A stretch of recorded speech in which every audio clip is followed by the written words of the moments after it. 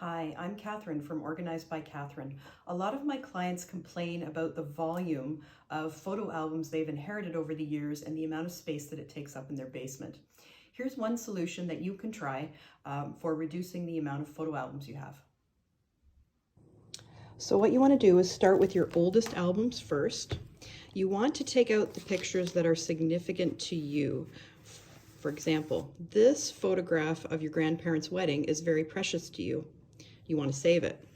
Whereas this photograph of some people standing around that you're not sure who they are, not a great photo, you don't want to keep.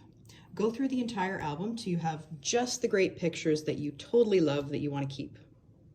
So now that you've picked out your favorites, what you want to do is get a brown manila envelope, put them inside.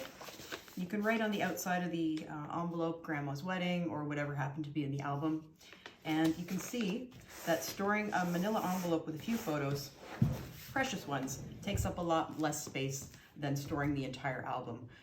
If you need help organizing your photos or other items in your basement, please check out my website, organizedbycatherine.ca.